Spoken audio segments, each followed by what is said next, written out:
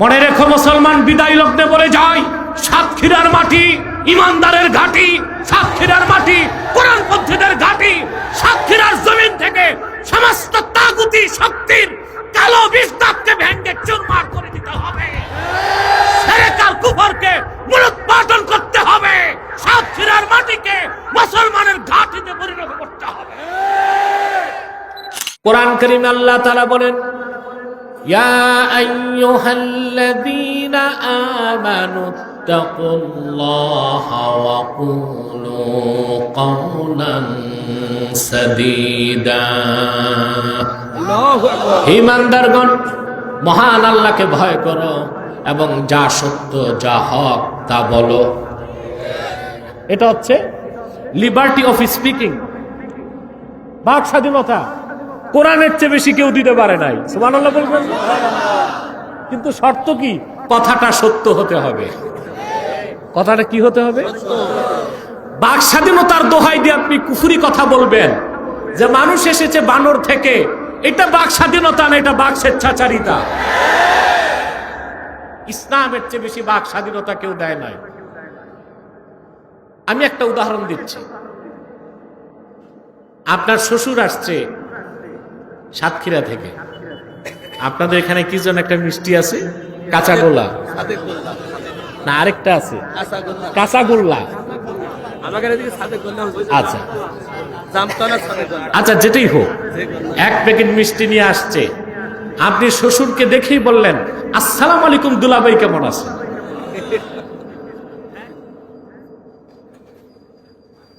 এটা কি বাক স্বাধীনতা হলো না বাক স্বেচ্ছাচারিতা? কেউ একজন আপনাকে বলল যে উনি তো তোমার শ্বশুর, তোমার দুলাভাই বললা কেন?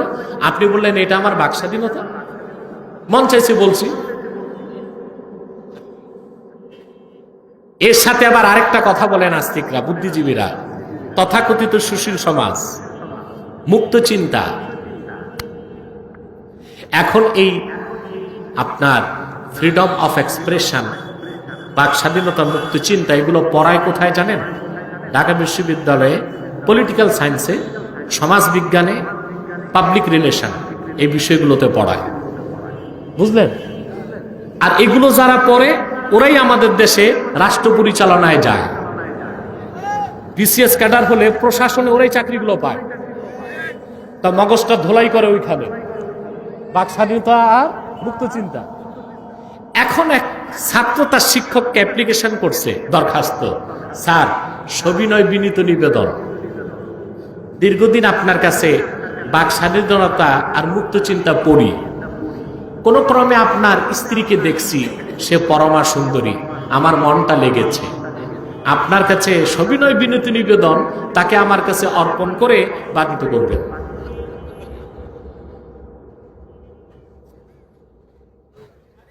মুক্ত চিন্তা, আমার মন চাইছে, স্যার দিবে কি দিবে না ওটা তো স্যারের বিষয়।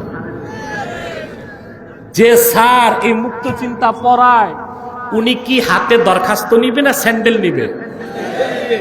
আপনি যদি বলেন sir this is my freedom of expression, এটা আমার মুক্ত চিন্তা, তখন কিন্তু স্যার মুক্ত চিন্তারে ঝাড়ু মারবে। তাহলে তাদের মুক্ত চিন্তার বাক স্বাধীনতা হচ্ছে শুধু ইসলাম বিরোধিতার স্বার্থে। 2 মাস আগে সুইডেনে দেখেছেন কুখ্যাত ইহুদিরা আল্লাহর কালাম, মহাগ্রন্থ পবিত্র কোরআন কারীমে অগ্নি সংযোগ করেছে। নাউজুবিল্লাহ বলবেন না? 57টি মুসলিম রাষ্ট্রে প্রতিবাদ হয়েছে, বাংলাদেশেও হয়েছে আলহামদুলিল্লাহ। সুইডেনের প্রধানমন্ত্রী তার বক্তব্যে বলল, কোরআন শরীফে আগুন দেওয়াকে, আল্লাহর কোরআনে আগুন দেওয়াকে আমরা সমর্থন করি না, তবে বাধাও দিতে পারি না, কারণ এটা হচ্ছে মুক্ত চিন্তা। কোরআন কারীমে অগ্নি সংযোগ করা মুক্ত চিন্তা নয়, এটা নিকৃষ্ট কাফেরদের কাজ। সে বলেছে আমরা বাধা দিব না, কারণ this is the freedom of expression. আমি আমার বক্তব্যে বলেছিলাম this is not freedom of expression, but this is satanism, modern barbarism. এটা মুক্ত চিন্তা নয়, এটা পশ্চিমাদের শিখানো আধুনিক কিছু হতে পারে না। পশ্চিমা দেশে মুক্ত চিন্তা আর বাক স্বাধীনতা বাংলাদেশে চলবে না। ইসলাম বাক স্বাধীনতায় বিশ্বাস করে, বাক স্বেচ্ছাচারিতাকে সমর্থন করে না। ইসলাম চিন্তা করার সুযোগ দিছে, কিন্তু চিন্তা করতে হবে সীমার মধ্যে, সীমার বাইরে যে চিন্তা করা যাবে না। যেমন ভুল চিন্তা করতে করতে ডারউইন শিক্ষা দিল দ্য থিওরি অফ এভুলেশন, বিবর্তনবাদ। এটা ভুল চিন্তার ফসল না? সেদিক যাচ্ছি না। বিবর্তনবাদের খণ্ডনে আমার অসংখ্য লেকচার আছে, আপনারা দেখতে পাবেন ইনশাআল্লাহ, আব্বাসী টিভিতে দেখতে পাবেন। তাহলে মুমিন কখনো যা মন চায় তা বলতে পারে না, যা মন চায় তা করতে। আল্লাহ পাক বলেন, ফাম্মা মান খাফা মাকাম রাব্বিহি ওয়া নাহান নাফসা আনিল হাওয়া ফাইন্নাল জান্নাতা হিয়াল মাওয়া। আর যে ব্যক্তি আখেরাতে আল্লাহর সামনে দাঁড়াবার ভয় অন্তরে পোষণ করলো, আর তার মন যা চাইলো তার থেকে সে নিজকে রক্ষা করলো, হিসাব নিকাশের পর জান্নাত হবে তার বাড়ি। সফর শেষ, সফর। وَأَمَّا مَنْ طَغَى وَآثَرَ الْحَيَاةَ الدُّنْيَا فَإِنَّ الْجَحِيمَ هِيَ الْمَأْوَى।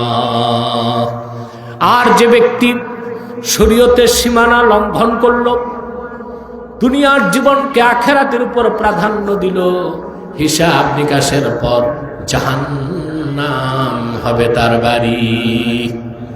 সফর শেষ। তা এখন কি সফর শেষ না সফর চলতেছে? পাথেও লাগবে, কথা বলে না। সফরের সামগ্রী লাগবে না? বাংলাদেশ থেকে আপনি আমেরিকা যাবেন, আপনার সম্বল লাগবে, passport, visa, ticket, dollar, suitcase, briefcase, trolley, অন্তত 10 সেট কাপড় তো লাগবে। আমেরিকা তো লুঙ্গি পরে হাঁটা যায় না, কমপ্লিট স্যুট লাগবে, টাই লাগবে, বুট লাগবে, আলেমরা জুব্বা কুর্তা নিয়ে যাবে, ঠিক কিনা? আর যদি আল্লাহ না করেন আপনার সাথে যদি আপনার বউ যায়, তো আরো 2টা ট্রলি সুটকেস বাড়বে, কারণ শাড়ি, চুড়ি, মেকআপ বক্স ছাড়া ওনারা সফর করতে পারেন। এটা খুব জরুরি, ঠিক কিনা? মেকআপ বক্সে কি থাকে শুনি? রং বেরঙের আটা আর ময়দা,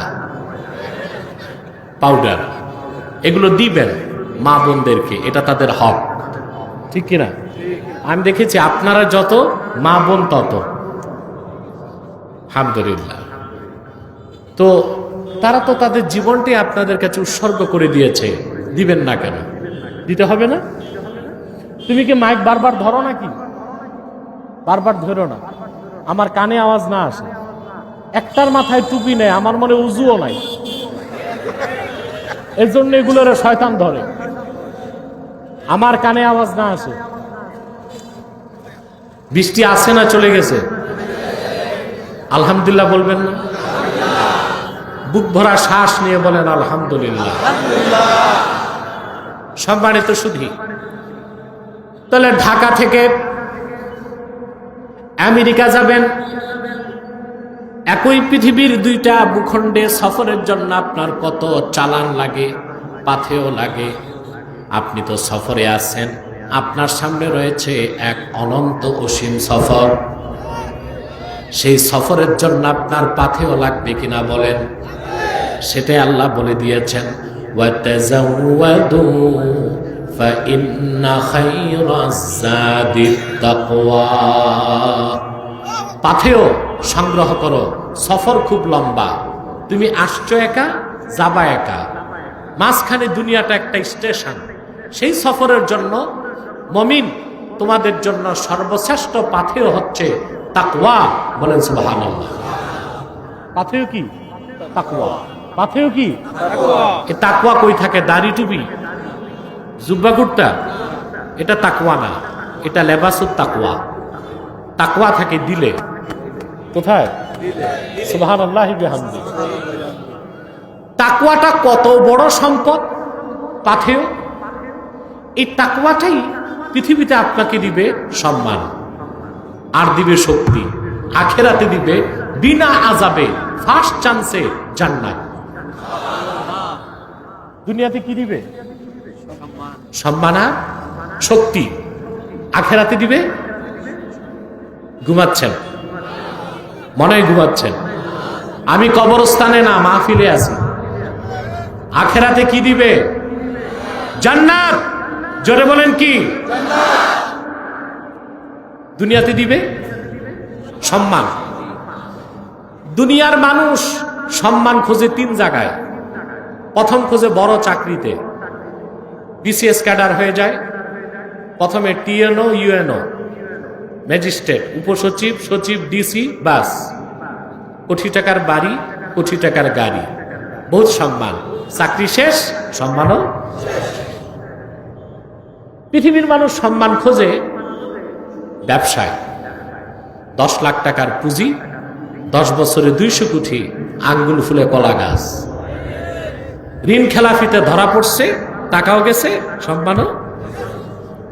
শর্টকাট পদ্ধতিতে বাঙালি সম্মান খোঁজে রাজনীতিতে। এটা খুব সহজ পথ, কিছু লাগে না।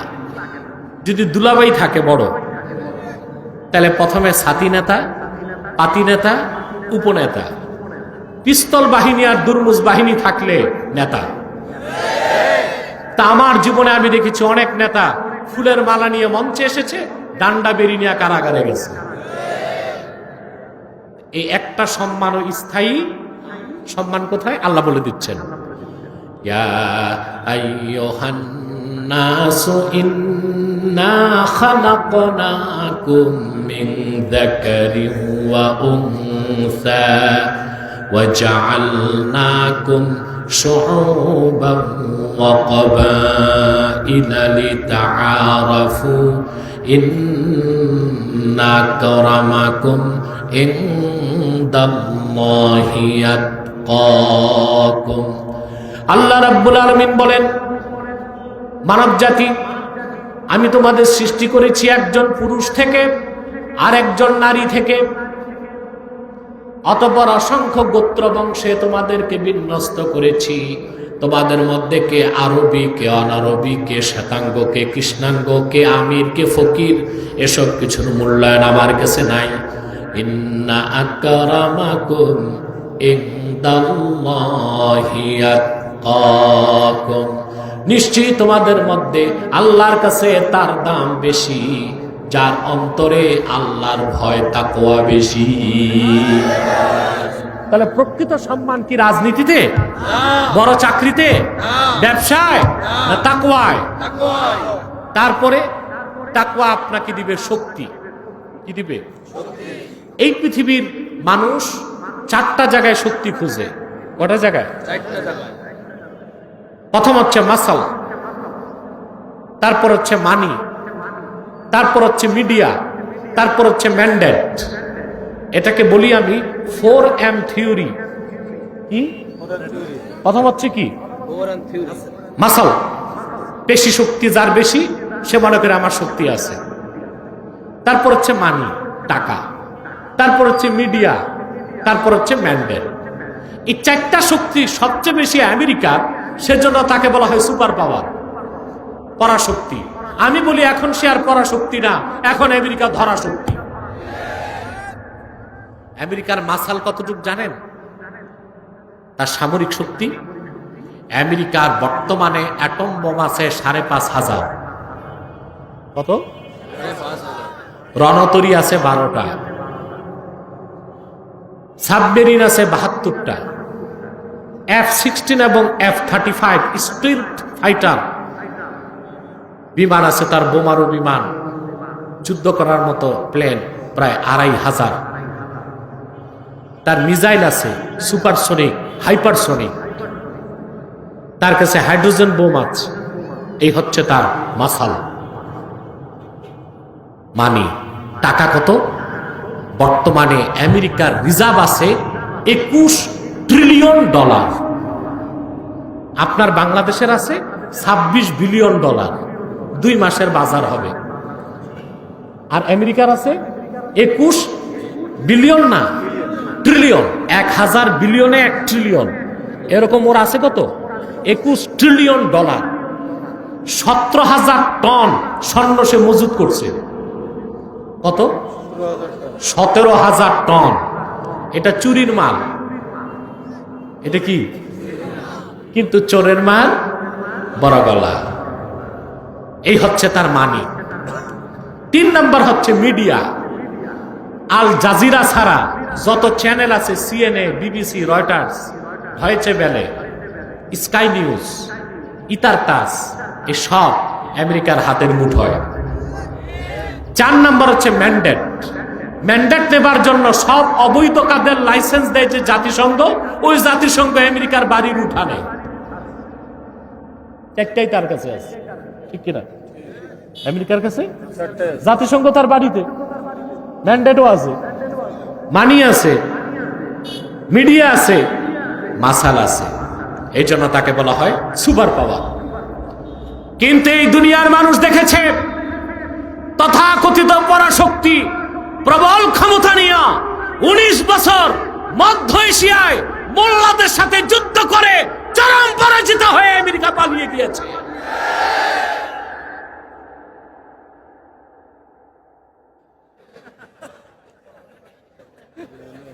অপ্রাসঙ্গিক কিছু বলা যাবে না, আমার বিষয় বুঝো আগে। এখন রাশিয়ারটা জানতে চাই। আমি কি ডিফেন্স নিয়ে কথা বলছি না, একটা উদাহরণ দিলাম। আমেরিকা মোল্লাদের কাছে মার খেয়েছে না? কথা বলে না। মোল্লাদের কাছে আছে কি? পাগড়ি, তসবি, জানামাজ, আর আছে পুরানকালের AK-47। এতেই আমেরিকা ধরাশক্তি পরিণত হয়ে গেল। তার কারণ মোল্লাদের কাছে আছে তাকওয়া। কি আছে? তাকওয়া সম্মান দেয়, তাকওয়া শক্তি দেয়। আল্লাহর হাবিব ইরশাদ করেছেন, মান আহাব্বা আন ইয়াকুনা আকরামান নাসি ফালিয়াত্তাকিল্লাহ ওয়া মান আহাব্বা আন ইয়াকুনা আশাদ্দান নাস ফালিয়াতাওয়াক্কাল আলাল্লাহ। তোমাদের মধ্যে কেউ যদি সম্মান চায় সেজন্য আল্লাহকে ভয় করে, আর তোমাদের মধ্যে কেউ যদি শক্তি চায় সেজন্য আল্লাহর উপর ভরসা রাখে।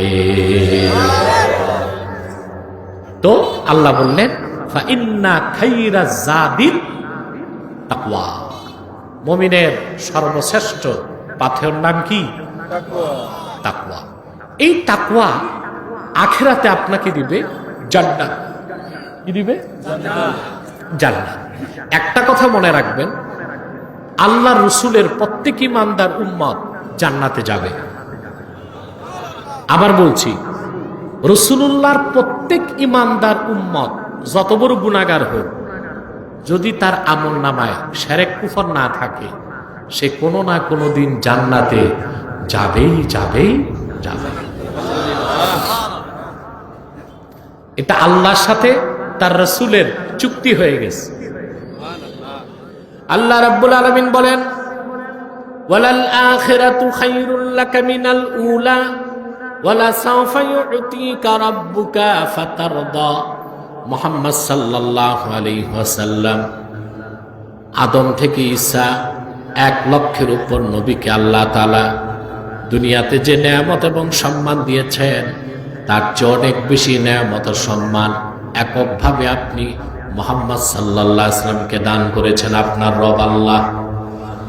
তবে জেনে রাখুন, দুনিয়াতে আল্লাহ যতটুকু সম্মান আপনাকে দিয়েছেন, নেয়ামত দিয়েছেন, তার চেয়ে অনেক বেশি আল্লাহ আপনার জন্য রেখেছেন আখিরাতে। ওয়ালা সাওফা ইউতিকা রাব্বুকা ফাতারদা। আপনি মুহাম্মদ সাল্লাল্লাহু আলাইহি ওয়াসাল্লাম যতক্ষণ রাজি না হবেন, আপনার রব আল্লাহ রাব্বুল আলামিন আপনার কথা শুনতেই থাকবে। আল্লাহর হাবিব ইরশাদ করেছেন, লা আরদা ওয়া ওয়াহিদুম মিন উম্মতি ফিন্নার। আমার একজন ইমানদার উম্মত যতক্ষণ জাহান্নামে থাকবে, আমি রাসূল রাজি হব না। আমার সব ইমানদার উম্মতকে আল্লাহ যখন জান্নাত দিয়ে দিবেন, আমি তখন রাজি হয়ে আমার রবকে বলবো, রাদিতু ইয়া রাব, আয় আল্লাহ তাআলা আমি রাজি হয়ে গেলাম, তোমার সাথে জাহান্নামের কোথাও আমার একজন ইমানদার উম্মত নাই। কিন্তু প্রত্যেক ইমানদার জান্নাতে যাবে কোনো গ্যারেন্টি নাই। ফার্স্ট চান্সে যাবে না সেকেন্ড চান্সে, আযাবের আগে যাবে না পরে। কিন্তু আল্লাহর হাবিব নূর নবীজি মুহাম্মদ সাল্লাল্লাহু আলাইহি ওয়াসাল্লামের ইমানদার উম্মত যারা ইমানের সঙ্গে তাকওয়া ধারণ করেছে, এক সেকেন্ডের জন্য আল্লাহ তাদেরকে জাহান্নাম দিবেন না। বিনা আযাবে কম হিসাবে তাকওয়াবান উম্মতকে আল্লাহ জান্নাত দিয়ে দিবে। এই তাকওয়া দুনিয়া ও আখিরাতের জন্য শ্রেষ্ঠ সম্পদ। এখন তাকওয়াটা কি?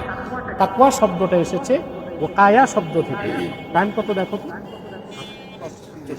হ্যাঁ 5:40। 1 ঘন্টা তো প্রায় হয়ে যাচ্ছে। আর 10 মিনিট কষ্ট করবেন, কথা বলেন।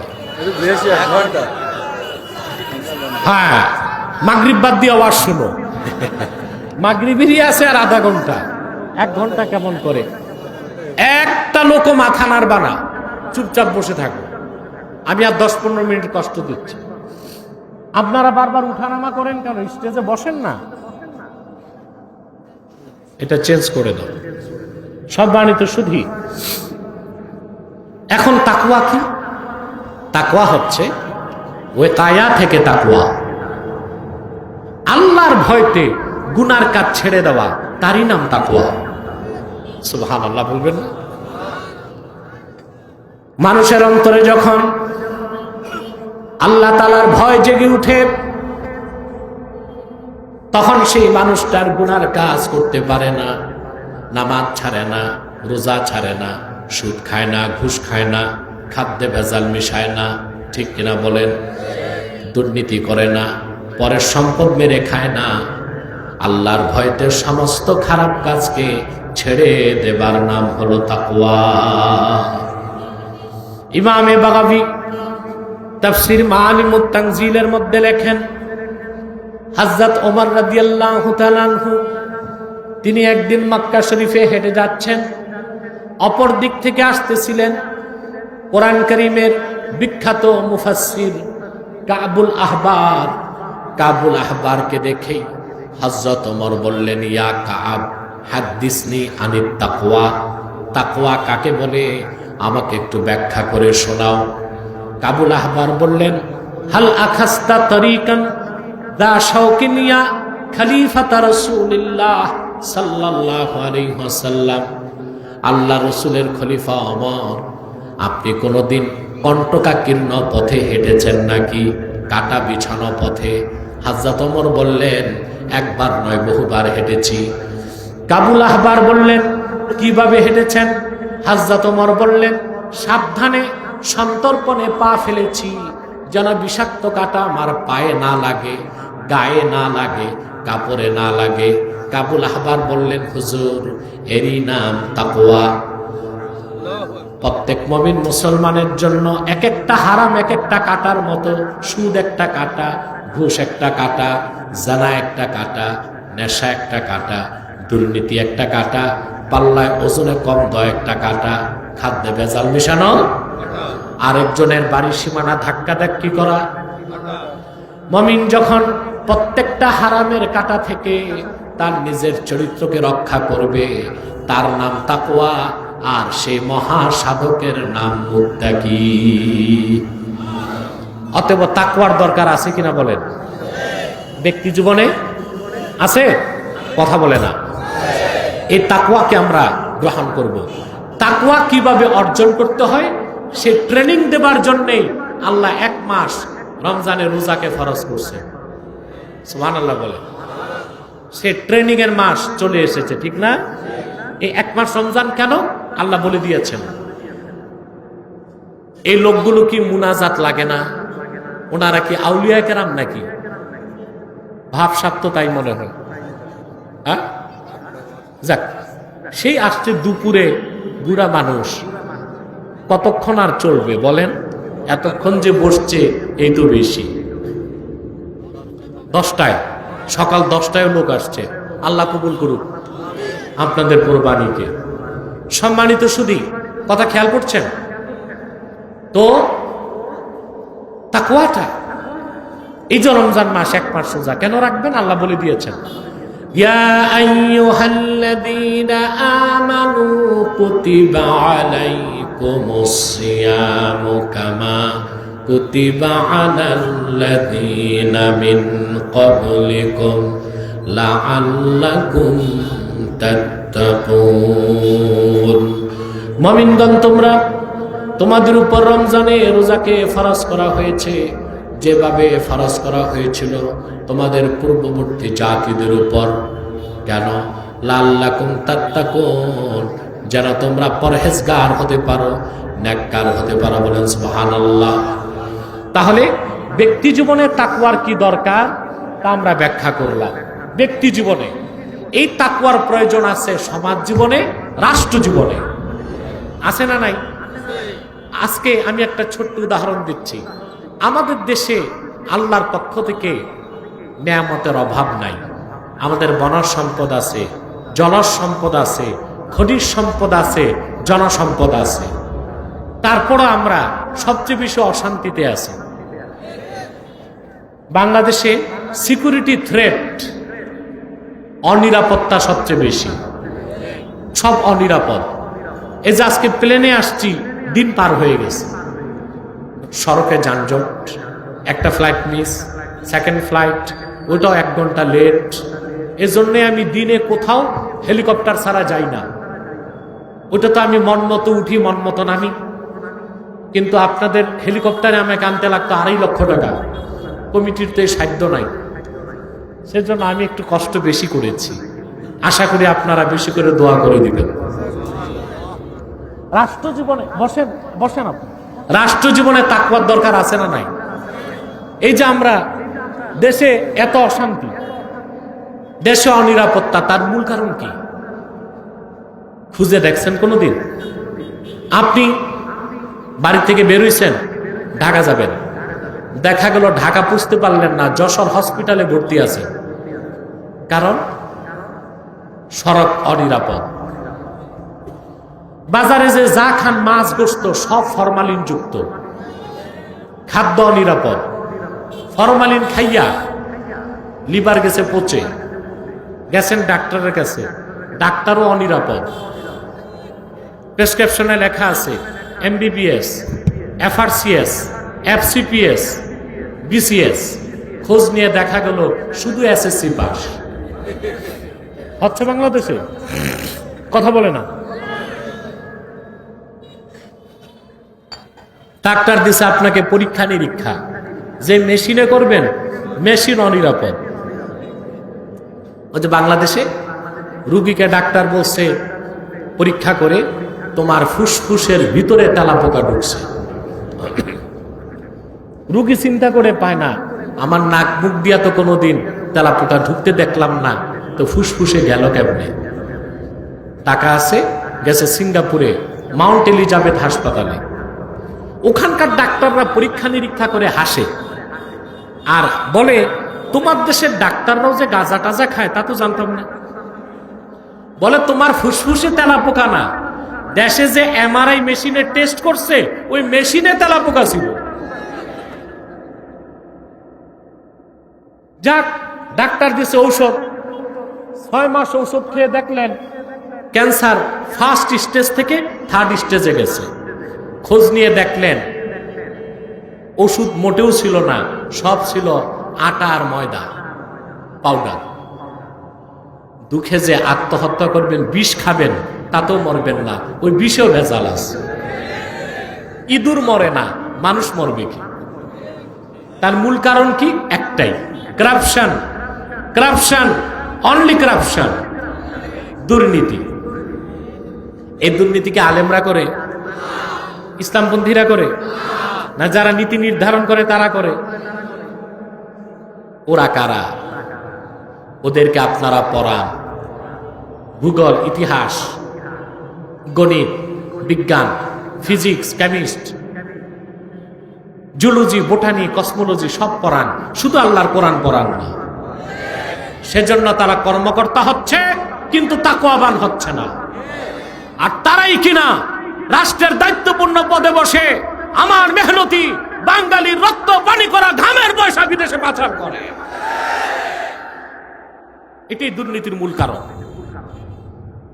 বাংলাদেশে নাস্তিকরা গত বছর গণকমিশন করলো, 116 জন আলেমকে দুর্নীতিবাজ বানাইলো। তারপর যে আমার সাথে ডিবেটে আসছে দেখছেন, একটা মরদ একটা মাদি, একটা মরদ একটা মাদি, 1 ঘন্টা পর দোনোটাই পালাবার জন্য দরজা খুঁজতেছিল। কয়েক কোটি টাকা দিয়া গণকমিশন তৈরি করলো, কয়েক ঘন্টায় গণকমিশন মিথ্যা প্রমাণিত হয়ে গেল। আমি তখনও বলেছি, আজও বলছি, আমার দেশের কোন হক্কানি আলেম দুর্নীতিবাজ নয়, কোন পীর মাশায়েখ দুর্নীতিবাজ নয়, তারা ধর্ষক নয়, তারা অগ্নিসংযোগকারী নয়, তারা সন্ত্রাসী নয়, দুর্নীতির সাথে কোনো সম্পর্ক নয়। যারা সুশিক্ষায় শিক্ষিত হয়ে দায়িত্বপূর্ণ পদে যাচ্ছে তারাই বাঙালির রক্ত পানি করা ঘামের পয়সা সুইস ব্যাংকে পাচার করছে।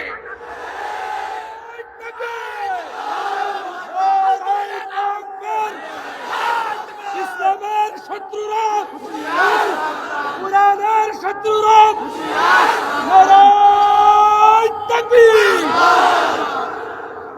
সেই দুর্নীতি বন্ধ করতে হবে কিনা বলেন?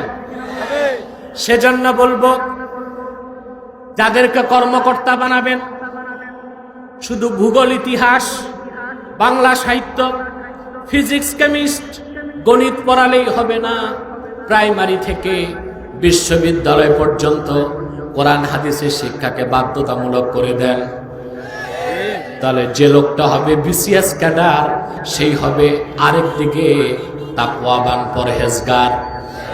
তখন সে লোকটা দুর্নীতি করার আগে দুদক কমিশনারের কথা মনে করবে না, সে মনে করবে আল্লাহর পক্ষ থেকে প্রত্যেকের কাঁধে 2 জন কমিশনার বসানো আছে, যাদের নাম কিরামান কাতিবিন।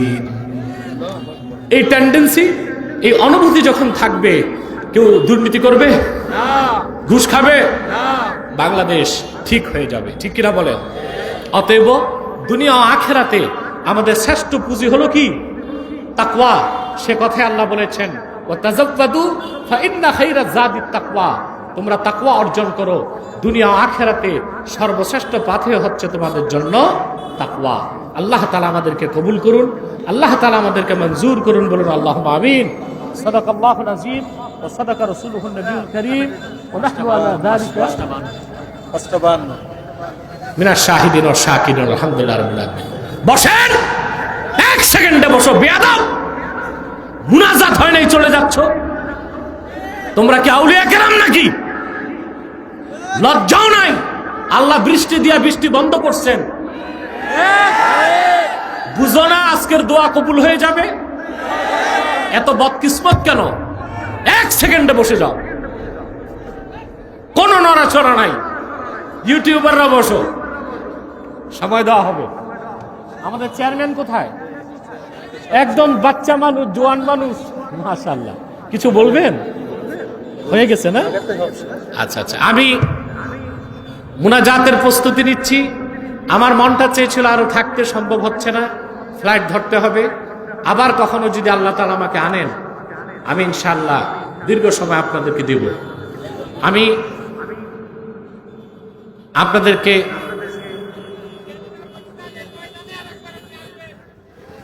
আপনাদেরকে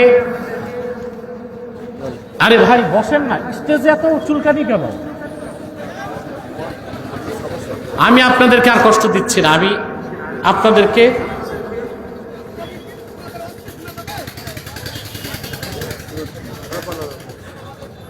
এগুলো না, ওইটার তাকে সংশোধন করতে হবে, কিন্তু সে তো নাস্তিকদের বিরুদ্ধে কথা বলে, এজন্য আমি কিছু বলি না তাকে নিয়ে। না না না না, এটা ঠিক না, এটা অন্যায় কাজ, এটা তাকে আমরা সংশোধন করে দেব। জি, সম্মানিত সুধী, আপনার এখানে বিভিন্ন দলমতের মানুষ আছেন না? এখানে বিভিন্ন দলের লোক আছে, এখানে আওয়ামী লীগ, বিএনপি, জাতীয় পার্টি, জামাত, আলিয়া, কওমি আছে না? আমি আপনাদের করজোর অনুরোধ করছি, দলীয় মতভেদ থাকতেই পারে, তা থাকবে রাজপথে এবং সংসদে। ইসলামের সুমহান স্বার্থ রক্ষায় আমরা সব দলের লোক এক হয়ে যাব। বাংলাদেশে মুসলমানদের মৌলিক দাবি আদায় আমরা সব এক হয়ে যাব। আর বাংলাদেশের স্বাধীনতা, সার্বভৌমত্ব রক্ষায় আমরা এক হয়ে যাব। আমাদের এই তিনটি স্বার্থের বিরুদ্ধে বাংলাদেশে কাজ করে যাচ্ছে তিনটি অমুসলিম সম্প্রদায়। কয়টি? তার মধ্যে সবচেয়ে জঘন্য হচ্ছে কুখ্যাত কাদিয়ানি সম্প্রদায়। নিঃসন্দেহে তারা কাফের এবং অমুসলিম। তাদেরকে যারা কাফের বলবে না, তারাও কাফের, কারণ তারা আল্লাহর আখিরি নবী মুহাম্মদ সাল্লাল্লাহু আলাইহি সাল্লামকে আল্লাহ শেষ নবী হিসেবে বিশ্বাস করে না। চিল্লায় বলেন নাউজুবিল্লাহ। সেজন্য তারা কি? তাদেরকে যারা কাফের বলবে না, তারা কি? কাফের। বাস, বসেন, অধিক টাকায় থাকে না। মানুষ তো আদমের সৃষ্টি, জাফর ইকবালরা বানর হইতে পারে। এই লেকচার বহুত আছে বাংলাদেশে, আমার আব্বাসি টিভিতে দেখবেন, দেখছেন আপনারা, দেখছেন। বিবর্তনবাদের বিরুদ্ধে আমি যত কথা বলেছি 50 বছরে এত কথা বাংলাদেশে হয় নাই। এবং নাস্তিকরা পিছেও সরছে। আমি ওদের চ্যালেঞ্জ করছি, আসো তোমরা বিবর্তনবাদ নিয়ে আমি ডিবেটে বসবো। নাই, বসবে কেমনে? চালান নাই তো।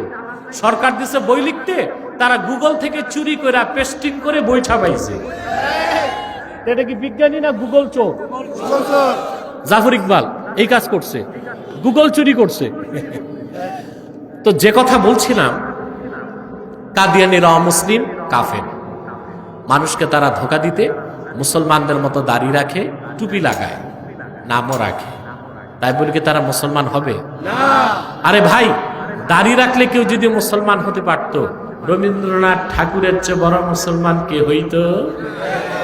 সে কি মুসলিম ছিল? পাগড়ি লাগালে মুসলমান হওয়া যায়? এই যে মনমোহন বাবু ভারতের, মাথায় কি পাগড়ি না, যেন ডেক্সিটা, সে কি মুসলিম না অমুসলিম? নাম রাখলে মুসলমান হওয়া যায়? এক শয়তান বোতলে পেশাব করে উপরে নাম লেখছে শরবত, ওটা কি শরবত হবে? ভিতরে কি? তদ্রুপ কাদিয়ানিরা কাফের। আব্দুল আউয়াল আব্দুস সামাদ, মোবাশ্বের আলী কবির চৌধুরী, শাহরিয়ার কবির আর নিঝুম মজুমদার, এসব নাম রাখার দ্বারা তারা মুসলমান হতে পারে না। আমার ভাইয়েরা, আমার বন্ধুরা, আমার আল্লাহ নূর নবীজি আমার মুহাম্মদ সাল্লাল্লাহু আলাইহি সাল্লামের ইসলাম ও কোরআনের হাজার হাজার হাজার বছর পরে বর্তমান ভারতের কুখ্যাত, পাঞ্জাবের কুখ্যাত, গুরুদাসপুরের কুখ্যাত কাদিয়ানে ইংরেজ আমলে এক শয়তান নিজকে নবী দাবি করছে। চিল্লায় বলেন নাউজুবিল্লাহ। শয়তানটার নাম রেখেছিল তার বাপ মির্জা গোলাম আহমদ কাদিয়ানি। সাবধান, তাকে গোলাম আহমদ বলা যাবে না, কারণ গোলাম আহমদ অর্থ আহমদ এর গোলাম। কোন কাফের কোনদিনও গোলাম আহমদ এর গোলাম হতে পারে না। আর কাদিয়ানের কাজ্জাব ছিল শেষ দরজার কুখ্যাত কাফের, ইংরেজদের পা চাটা গোলাম। সে গোলাম আহমদ এর গোলাম ছিল না, সে ছিল কুখ্যাত শয়তানের কুখ্যাত গোলাম। কাদিয়ানের কাজ্জাব, মিথ্যা নবুয়তের দাবিদার মির্জা গোলাম শয়তান কাদিয়ানির উপর গজব এসেছে 1908 সালে। যখন গজব এসেছে, কাদিয়ানের কাজ্জাব, ইংরেজদের পা চাটা গোলাম মির্জা গোলাম শয়তান কাদিয়ানি 1908 সালে ধ্বংস হয়ে কুখ্যাত জাহান্নামের কুখ্যাত কুকুরে পরিণত হয়েছে। তার অনুসারীরাও ধ্বংস হয়েছে। বর্তমানে কিছু কাদিয়ানি বাংলাদেশে আছে, যারা ইতিমধ্যেই 100 সেন্টার করে ফেলেছে। আপনাদের সাতক্ষীরা, শ্যামনগরে তাদের একটা আস্তানা আছে, প্রায় 100 সেন্টার তারা করে ফেলেছে। নাম পরিবর্তন করে করে তারা মিথ্যা পরিচয় দেয়। কখনো নিজেদের পরিচয় দেয় আহমদি জামাত, কখনো বলে আহমদিয়া জামাত, কখনো বলে আহমদি সম্প্রদায়, কখনো বলে আহমদিয়া সম্প্রদায়, কখনো বলে আহমদি মুসলিম জামাত, কখনো বলে আহমদিয়া মুসলিম জামাত, সাবধান, যত কাদিয়ানি ছিল আছে থাকবে, তারা কেউ আহমদী জামাত নয়, আহমদিয়া জামাত নয়, আহমদী সম্প্রদায় নয়, আহমদিয়া সম্প্রদায় নয়, আহমদী মুসলিম জামাত নয়, আহমদিয়া মুসলিম জামাত নয়, তারা শয়তানি জামাত, কুখ্যাত জাহান্নামের কুখ্যাত কুকুরের দল। আমাদের সকল দলের একটাই দাবি, অনতিবিলম্বে স্বাধীন বাংলায় শয়তান কাদিয়ানীদেরকে রাষ্ট্রীয়ভাবে অমুসলিম ঘোষণা করতেই হবে, করতেই হবে, করতেই হবে। এই দাবি আদায় যদি জানমাল দিতে হয়, কারা কারা প্রস্তুত আছেন? হাত তুলে দেন।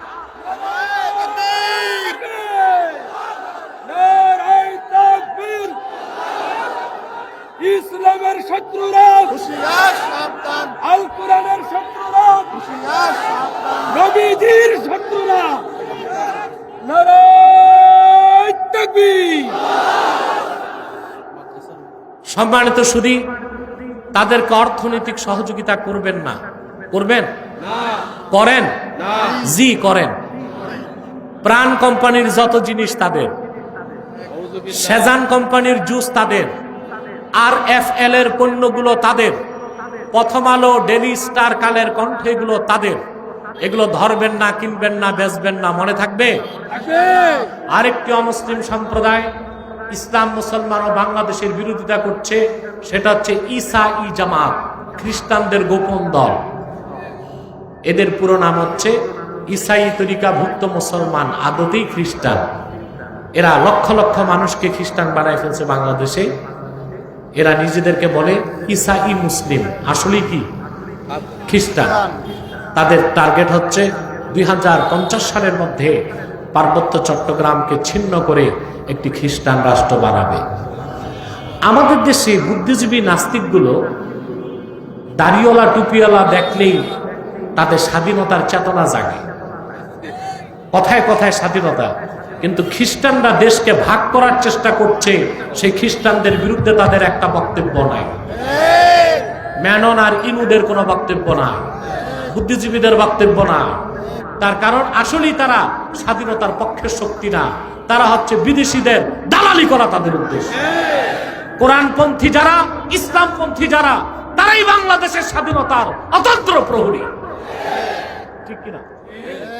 এই খ্রিস্টান জামাতের বিরুদ্ধে সতর্ক থাকবেন।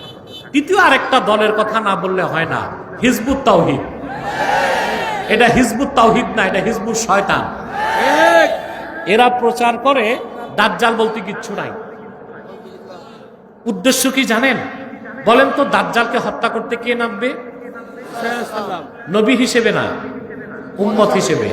কিয়ামতের আগে তিনি নামবেন আকাশ থেকে, দাজ্জালকে হত্যা করবেন। নুজুলে ঈসা, ঈসার অবতরণকে অস্বীকার করলে আপনার ঈমান থাকবে না। সেদিক থেকে দৃষ্টি সরাতে তারা বলে হিজবুত তাওহীদ, দাজ্জাল বলতে কিচ্ছু নাই। তার মানে দাজ্জাল বলতে তো কিছু নাই, তো ঈসা নামার দরকার কি? তার মানে হিজবুত তাওহীদ হচ্ছে দাজ্জালের বিটিম, ইহুদিদের বিটিম। এলাকায় যখন গরু চোর ঢুকে, চোর গরু নিয়ে একদিকে দৌড়ায় উত্তরে, আরেক দল চোর চোর বলে দক্ষিণে দৌড়ায়। এলাকার লোক কোন দিক যায় তখন? উত্তরে না দক্ষিণে? তখন চোর যায় বাড়িতে। তাহলে দক্ষিণে যারা চোর বলে দৌড়াইলো, ওরা চোরেরই বিটিম। হিজবুত তাওহীদ হচ্ছে ইহুদিদের বিটিম, দাজ্জালের বিটিম। মনে রেখো মুসলমান, বিদায় লগ্নে বলে যায়, সাতক্ষীরার মাটি ইমানদারের ঘাঁটি, সাতক্ষীরার মাটি কোরআনপন্থীদের ঘাঁটি। সাতক্ষীরার জমিন থেকে সমস্ত তাগুতি শক্তির কালো বিস্তারকে ভেঙে চুরমার করে দিতে হবে। শিরক আর কুফরকে মূলোৎপাটন করতে হবে। সাতক্ষীরার মাটিকে মুসলমানের ঘাঁটিতে পরিণত করতে হবে। আল্লাহ কবুল করুন, আল্লাহ মঞ্জুর করুন, বলুন আল্লাহুম্মা আমিন। এখনই আমি মুনাজাত করছি, 1 মিনিটের জন্য রুমাল যাচ্ছে।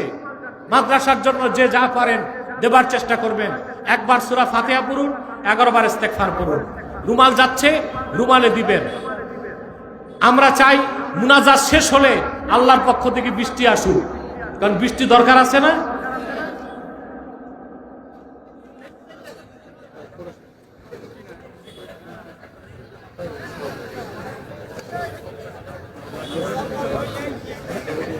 সময় নাই।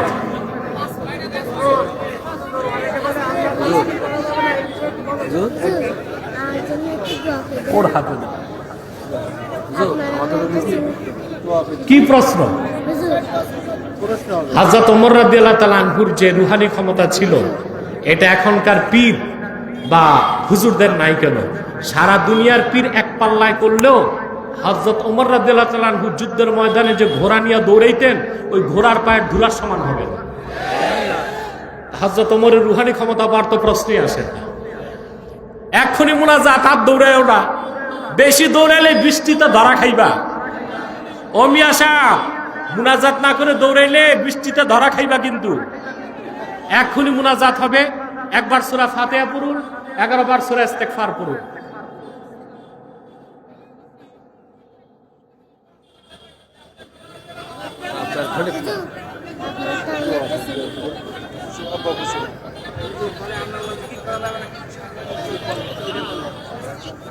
লিখিত প্রশ্ন, মৌখিক না, আজকে না, বসো। ইস্তেগফার পড়ো 11 বার।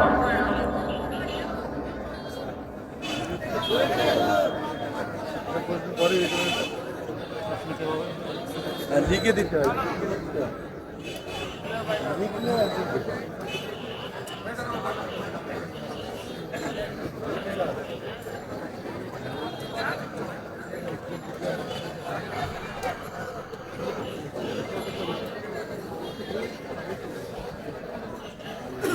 মাওলানা বেলালি কোথায়? আচ্ছা আচ্ছা।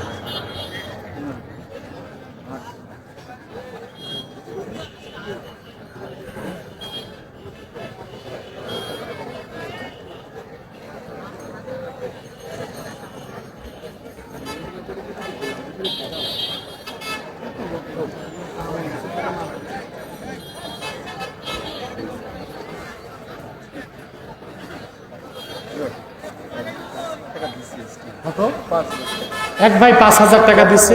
হ্যাঁ, জি জি জি, লোকমান।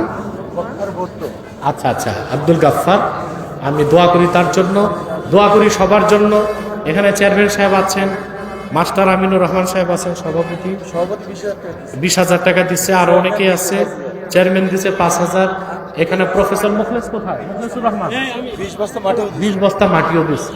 মুখলেসুর রহমান খুব কষ্ট করে আমাকে নিয়ে আসছে, অনেকেই কষ্ট করছে। আমি সবার জন্য দোয়া করি। রব্বানা যালামনা আনফুসানা ওয়া ইল্লাম তাগফির লানা ওয়া তারহামনা লানাকুনান্না মিনাল খাসিরিন।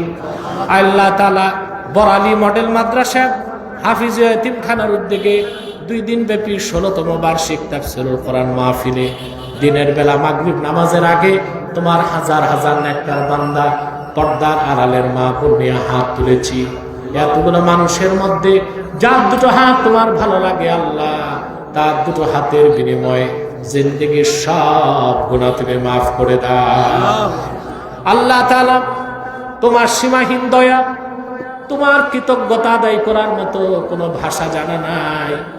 বৃষ্টি বাদল না দিয়া তুমি যথেষ্ট ইহসান করেছো বান্দাদের উপর রব্বুল আলামিন। আমার বিশ্বাস কোরআন কারীমের মাহফিলের বরকতে আজকের মাহফিলটা কবুল হয়ে যাবে, আমাদের জিন্দেগির গুনাহগুলো মাফ হয়ে যাবে। হৃদয়ের গভীর থেকে দোয়া করি আল্লাহ, তোমার আল্লাহ রাব্বুল আলামিন তোমার আখিরি নবী নূর নবী জি আমার মুহাম্মদ সাল্লাল্লাহু আলাইহি ওয়াসাল্লাম